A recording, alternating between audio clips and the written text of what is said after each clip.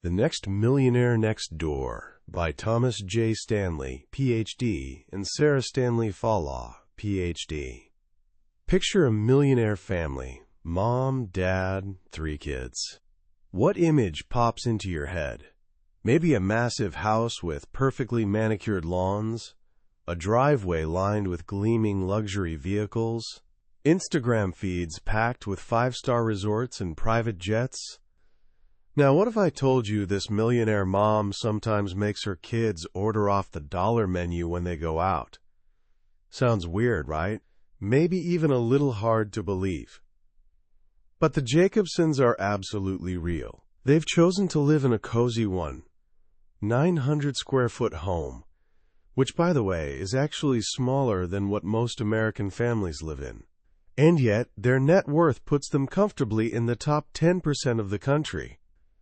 This one scene, a wealthy family happily munching on value menu items, perfectly captures the surprising secret that Dr. Thomas J. Stanley first shared with the world more than 20 years ago in his game-changing book, The Millionaire Next Door. It became a massive bestseller, moving over 5 million copies, because it completely flipped our understanding of wealth on its head.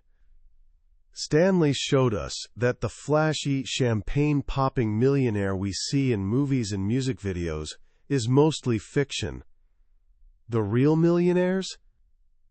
They're probably living right next to you. They're the small business owner down the street, the high school teacher, the quiet engineer.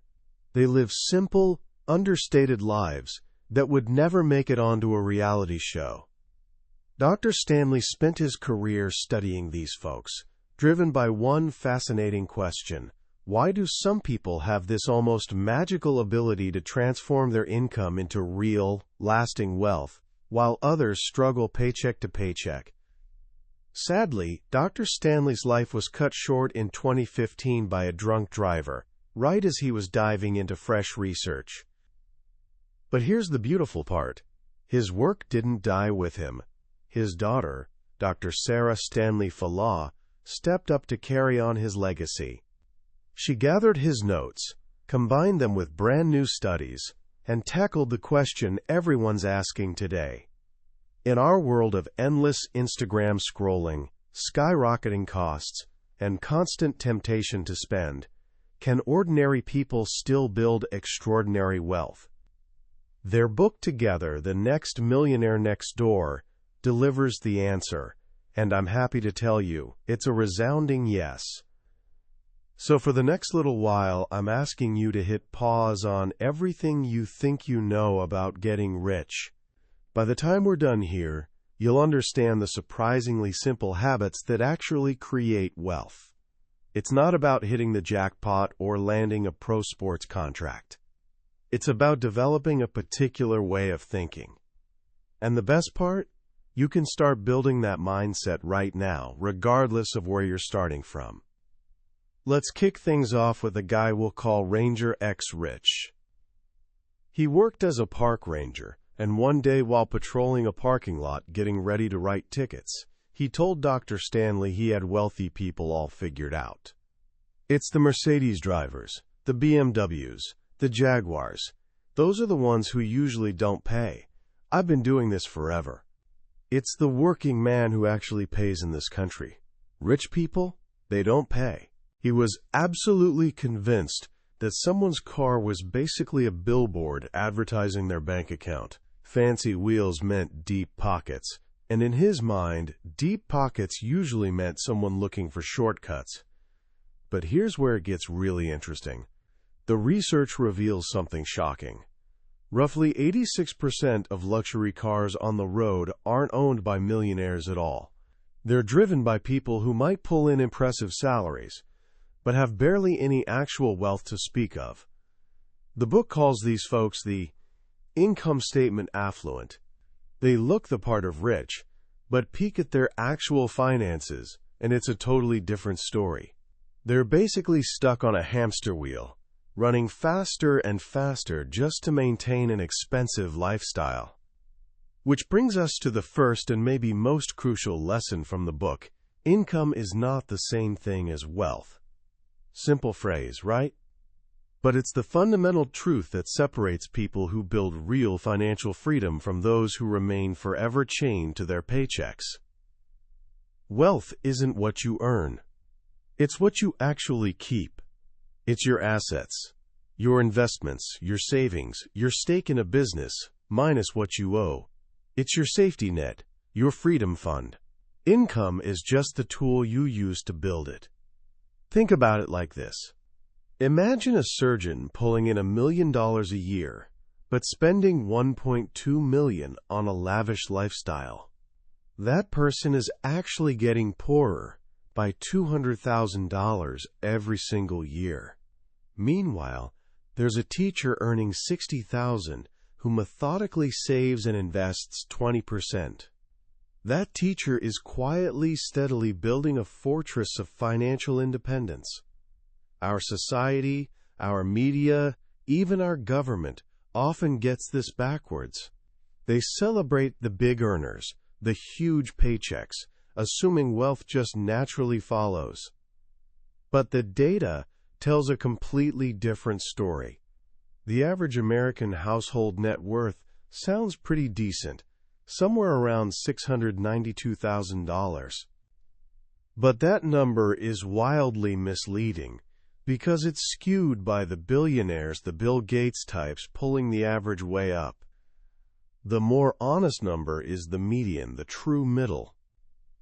If you lined up every household in America, from poorest to wealthiest, the one right smack in the middle had a net worth of just $97,300 when this research was done.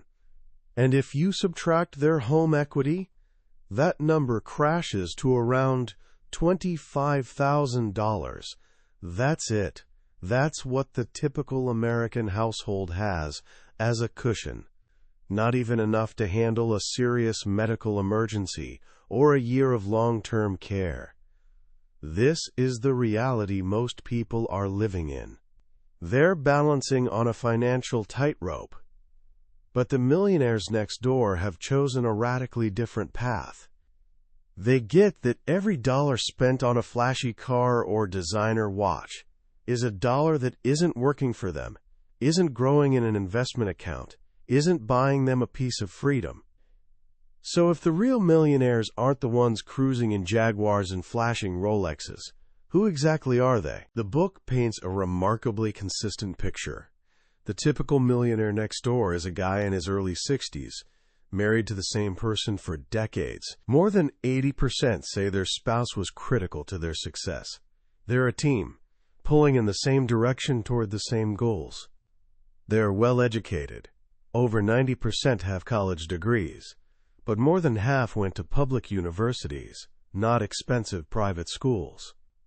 They weren't chasing prestige or brand names. They were looking for value. And here's the stat that destroys the biggest myth out there. 86% received absolutely zero income from a trust or estate in the past year. They're self-made. They built their wealth not through some generous inheritance, but through their own consistent, disciplined actions over decades. They are, in a word, frugal. But their frugality isn't about suffering or deprivation. It's about being intentional. A full 70% know exactly how much they spend on food, clothing, and housing every year. They have budgets.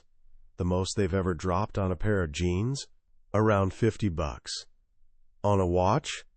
About $300. And the car sitting in their driveway? Most likely a Toyota, Honda, or Ford. Probably at least 3 years old. They're playing an entirely different game than everyone else. While the world focuses on looking rich, they're focused on being rich. And to them, being rich means having financial independence. This mindset isn't something you're born with. It's learned. And for most millionaires next door, the lesson started young. About 70% said their parents were very frugal. They grew up in homes where money was respected, where budgets were normal, where hard work was just expected. Consider John C.'s story. When he was in 4th grade, His father sat him down with his 5 siblings and dropped some news that would shape their entire lives. "You're all going to college. But I can't pay a single dime of tuition. You'll have to pay for it yourselves." That might sound harsh at first, but it was actually an incredible gift. It taught responsibility. It taught them the real value of work. All 6 kids graduated from college on their own dime. John went on to get an MBA and become a millionaire. He never once carried a credit card balance. He raised his own sons with the same principles, teaching them to save, to work, to understand the power of their own efforts.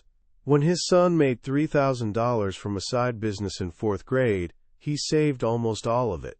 He learned that the satisfaction of earning and saving beat the quick thrill of spending every single time. That's the nurture part of the equation. But what if you didn't have that kind of upbringing? What if your parents were a financial disaster? Many millionaires in the book tell exactly that story. They watch their parents drown in debt, fight constantly over bills, live with never-ending financial stress. One man said flat out, "My parents were a prime example of how not to manage money." Another put it this way, "Almost all of my financial decisions now are made from the perspective of my father. I simply do the opposite of what he would do." These people used their negative experiences as rocket fuel. They witnessed the pain that financial chaos creates, and they made a vow to live differently. They're living proof that your past doesn't have to dictate your future. You absolutely have the power to choose a different path. The journey starts by building the right foundation. And the single biggest decision you'll make, one that influences practically every other financial choice, is where you decide to live. The book states it plainly. The greatest obstacle to building wealth is our home and neighborhood environment. If you plant yourself in an expensive home in a high-status neighborhood, you're going to feel massive pressure to act and buy like your neighbors. The cars they drive, the schools their kids attend, the vacations they post about. It all becomes this subtle, unspoken standard. You start taking your spending cues from the people around you. And if those people are high-income spenders, you're in a dangerous game of keeping up that you simply cannot win. The millionaires next door totally get this. That's why most never bought a home worth more than 3 times their annual income. They didn't stretch themselves thin. They didn't buy the biggest house the bank would approve them for. They bought a home they could easily afford, which left plenty of breathing room in their budget for saving and investing. Remember Ken from the original book? He and his wife started out in Manhattan, but when they mapped out a 30-year financial plan, they realized building serious wealth in one of the world's priciest cities would be nearly impossible. So he made a strategic move. He relocated his job to suburban Atlanta, where he bought a house for about $300,000. A comparable home near New York would have run over $1 million. That single decision, made early in his career, saved him a fortune and put him on the express track to becoming a decamillionaire. He chose his financial future over a prestigious zip code. Even more eye-opening is the data on inherited wealth in these fancy neighborhoods. In areas where homes run over $1 million, about 1 in 4 homeowners receive some kind of inheritance or trust fund income. In neighborhoods where homes go for under $500,000, that number plummets to just 8%. Let that sink in for a second. When you're trying to keep up with the Joneses in a luxury neighborhood, there's a pretty good chance the Joneses are playing with money you simply don't have access to. They got a head start. You're not just competing with their salary, you're competing with generational wealth. It's a rigged game from the start. The smart move? Don't play. Once you've established your home base, the next layer of wealth building comes down to your everyday spending habits. The small, consistent choices that add up over time. We've already talked about the millionaire's $50 jeans and $300 watch. Let's dive into their cars. For so many people, the car is the ultimate status symbol. It's a rolling billboard announcing your success to the world. But for the millionaire next door, a car is just a tool. It's transportation, nothing more. The median price they paid for their most recent car? Just $35,000. The top 3 brands they drive? Toyota, Honda, and Ford. They value reliability and cost-effectiveness way over prestige. One millionaire from North Carolina shared that he drove the same well-maintained car for 21 years. He ran the numbers and figured that this one decision saved him roughly $250,000 in car payments over that time. $250,000. That's the power of ignoring the pressure to upgrade every few years. This mindset of social indifference, the ability to completely tune out what others are buying, driving, and wearing, is basically a superpower for building wealth. It's immunity to trends and social pressure. And in today's world, that immunity is harder than ever to maintain. 20 years ago, the Joneses were just your neighbors. You'd see their new car in the driveway. That was about it. Today, the Joneses are everywhere. They're on your phone, in your pocket, available 24/7. Your social media feed is this constant, carefully curated highlight reel of everyone's peak consumer moments. Exotic vacations, fancy dinners, new designer bags.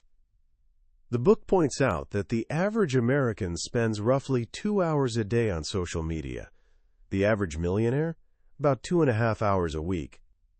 That's not random chance. They're incredibly protective of their most valuable, non-renewable resource, their time and attention. They understand that every hour spent scrolling through someone else's curated life is an hour not spent on their own goals. Reading, exercising, planning investments, or hanging out with family. They're not just dodging the psychological trap of comparison, they're avoiding the entire marketing machine that comes with it. Every moment you spend online, sophisticated algorithms are learning your weaknesses, tailoring ads to your desires, making it ridiculously easy to spend money you shouldn't on things you don't actually need. Building wealth today requires a level of discipline to filter out this noise that was unimaginable just a generation ago. It requires knowing your own goals with such crystal clear certainty that all the glittering distractions simply fade into the background. So how do they pull this off? How do they develop this discipline and focus? The book identifies 6 core behavioral patterns, 6 strengths that consistently show up in people who are exceptionally good at accumulating wealth. These traits predict someone's ability to build wealth, regardless of their age or income level. First is confidence. Not arrogance, but a quiet self-assurance in their ability to make smart financial decisions for their own household. They trust their own judgment. Second is frugality.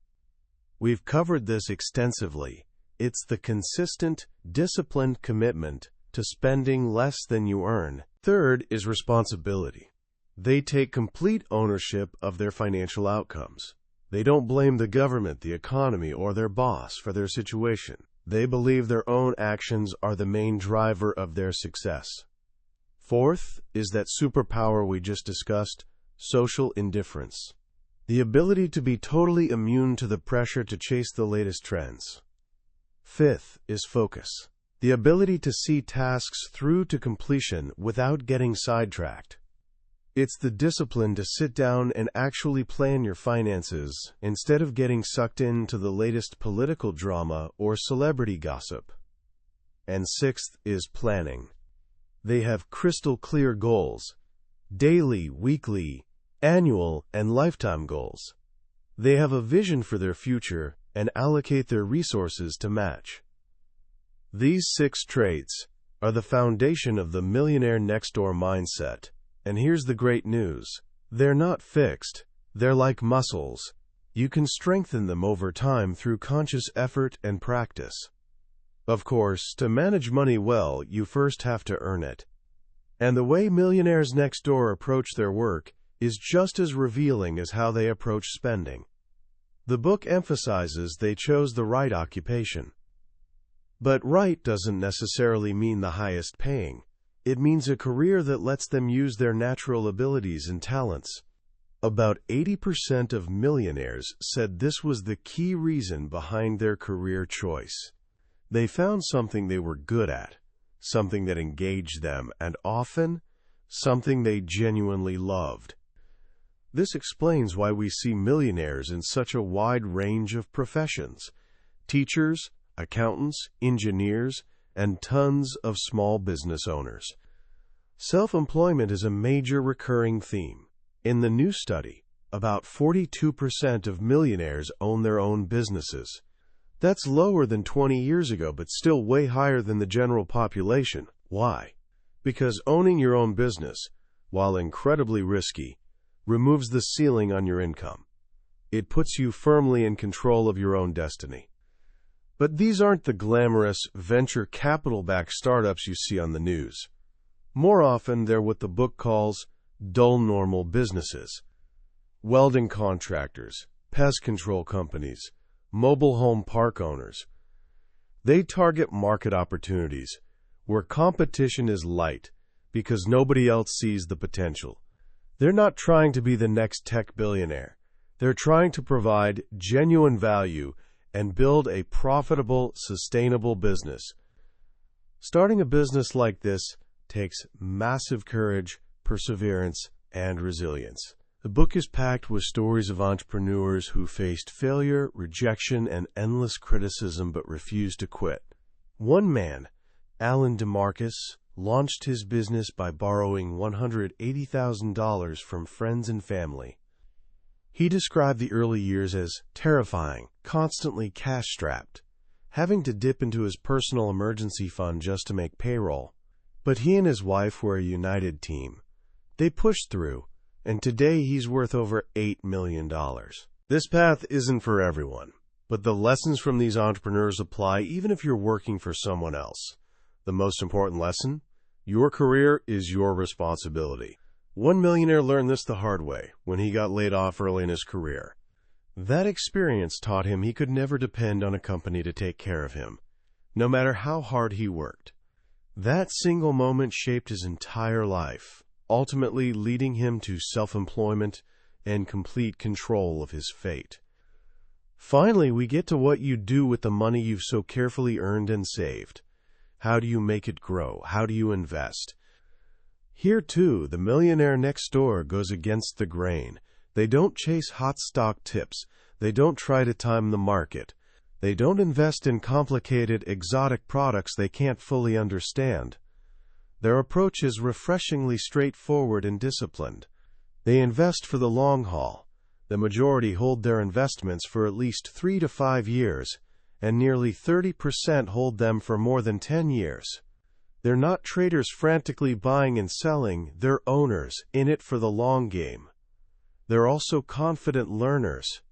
Over half believe their investment success comes more from their own self-study than from professional advice. They spend an average of over 11 hours a month studying and planning their investments. They take responsibility for their own education. Warren Buffett has a great story that perfectly captures this mindset. He says he often recommends a simple, low-cost S&P 500 index fund. His friends with modest means usually take his advice. But the mega-rich people and institutions, they almost never do. They feel their wealth should buy them something superior, something extra. So they hire expensive managers and consultants who sell them complex, high-fee products. Buffett estimates this search for superior advice has cost the elite over $100 billion in the last decade. They paid more to get less. The millionaire next door, on the other hand, gets the simple power of a diversified, low-cost portfolio. They're not trying to beat the market. They're trying to be the market and let the magic of compounding do the heavy lifting over time. They also understand the importance of courage.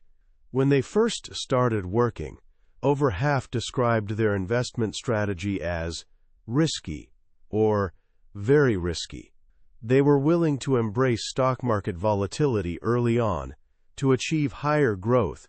As they get older and closer to retirement, their strategy becomes more balanced and conservative. They understand that risk isn't something to avoid, but something to manage intelligently throughout your lifetime. Have they made mistakes? Absolutely. Most admit to selling a great stock too early or holding a bad one too long. They've tried timing the market and failed. But they learn from these mistakes. Each misstep becomes a lesson that sharpens their judgment going forward. This entire philosophy, from choosing a home to buying clothes to investing money, can be distilled into one powerful idea. The millionaires next door believe financial independence is more important than displaying high social status. They've made a conscious trade-off. They've traded the fleeting approval of strangers for the lasting freedom to control their own lives. It's a quiet, often invisible journey. Nobody's handing out trophies for driving a 10-year-old car or maxing out your retirement account. The reward is something much deeper. It's the freedom to change careers in your 40s because you've built a go-to-hell fund that can support you. It's the freedom to leave a demanding corporate job to spend more time with your young kids, like one millionaire mother in the book did. It's freedom from the constant gnawing worry about money that haunts so many households. It's the quiet confidence that comes from knowing you've built your own financial fortress, brick by disciplined brick, and that you're the master of your own destiny. As we wrap up our journey through The Next Millionaire Next Door, I keep thinking about how dramatically the world has changed since Dr. Stanley wrote his original book, and yet how remarkably unchanged the fundamentals of wealth remain. The book's most powerful lesson, at least for me, isn't really about money at all. It's about intentionality. In a world literally engineered to distract us, to make us constantly compare ourselves to others, to convince us that happiness is just one more purchase away, The Millionaire Next Door offers something radical, a life lived entirely on your own terms. They're the ultimate contrarians. When the world screams, spend, they save. When the world says show off, they live quietly. When the world says follow the crowd, they carve their own unique path. They've defined what success means to them personally, and it has absolutely nothing to do with what anyone else thinks. This message feels more vital today than ever before. We're drowning in information but starving for actual wisdom. We have more opportunities to spend money than at any point in human history, but less real guidance on how to build lasting freedom. The beauty of this book is its simplicity. It's not offering some get-rich-quick scheme. It's not promising a secret stock tip that'll make you wealthy overnight. It's offering something far more valuable, a behavioral blueprint.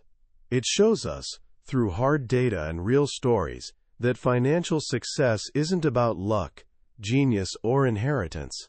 It's the predictable outcome of a consistent set of disciplines.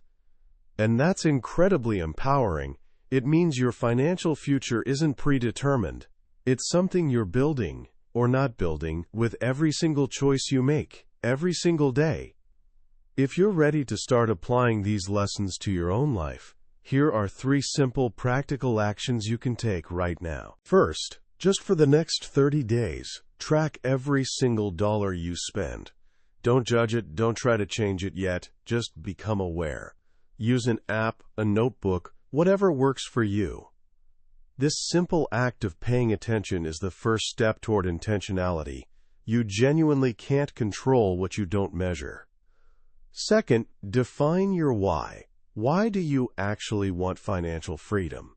Is it to travel, to leave a job you can't stand, to provide security for your family, to have the peace of mind that comes with knowing you're covered?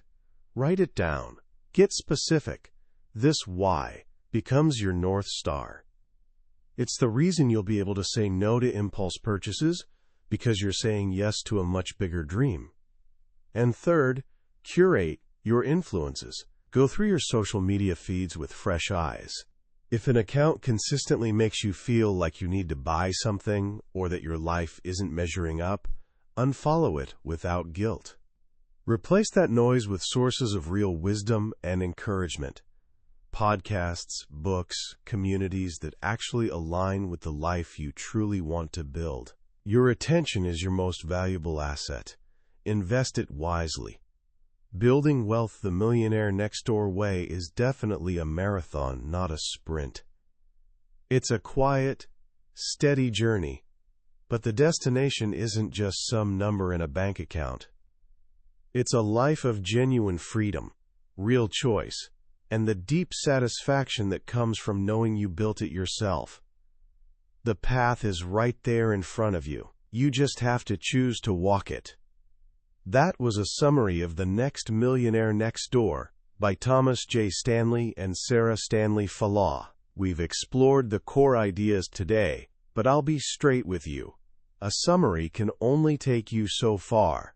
The real magic happens when you read the book yourself. It's in those quiet moments when a particular story or simple phrase connects with you in a way you didn't expect. This summary is like a map, designed to show you the landscape and help you decide if this journey is right for you. If anything we've talked about today has struck a chord, I genuinely encourage you to grab a copy. Reading it isn't just about absorbing new information.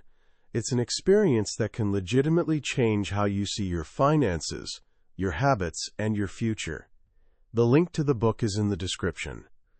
Also, if this journey through the book's ideas brought you some value, I'd really appreciate it if you'd hit that like button and subscribe to the channel. That way, you won't miss our next exploration into another life-changing book. Let's keep learning and growing together.